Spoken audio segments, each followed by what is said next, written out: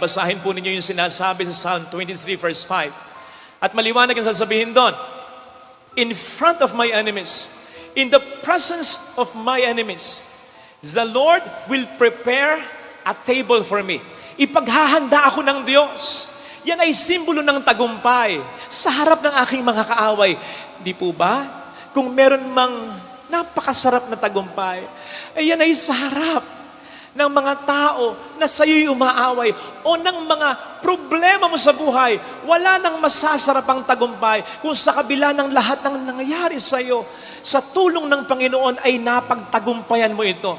Take note, hindi sinasabi ng Salmo, kinakailangan mo nang wala ang kaaway. Kinakailangan mo nang walang problema sa buhay. And then God will prepare a table for us. No! Yes, may blessing kapag walang problema. Blessing yan. Pero wag natin kakalimutan that even in the midst of sufferings and problems, God can still and will still even more bless us. Sa katunayan, doon niya mas naipaparamdam ang kanyang kapangyarihan, ang kanyang pagmamahal when everything is not okay in our life.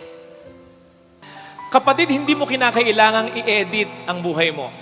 Hindi mo kinakailangang sabihin sa sarili mo, wala akong problema, kung sa totoo lang, ang dami talaga. Hindi mo kinakailangan sabihin sa sarili mo, masaya ako, kung sa totoo lang, nalulungkot ka at nanghihina ka na. Pero, kung si Kristo talaga ay nasa buhay mo, at ang buhay mo ay nasa mga kamay ni Kristo, kapatid, sa kabila ng lahat ng ito, pwede mo pa rin ma-feel, you'll emerge victorious at panalo sa kabila ng lahat ng ito. Maayos din ito, malalampasan ko rin ito. Iba ang pag-asa ng tao na nasa mga kamay ni Kristo. Kagabi nga po, nung magpe-prepare ako para sa humilyang ito, nakita ko yung isang caption na may picture sa FB. Isang lalaki na may hawak ng rosaryo. Ang sabi ng caption, sino mang may hawak nito, siguradong panalo, walang talo. Maganda, pero kulang palagay ko.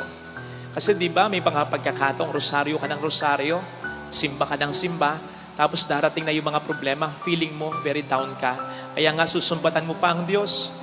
Nagro-rosaryo naman ako, nagsisimba naman ako, bakit ganito? Kaya kulang yung mga ginagawa natin sa relihiyon. Kung hindi ito hahantong sa isang malalim na relasyon sa Panginoon.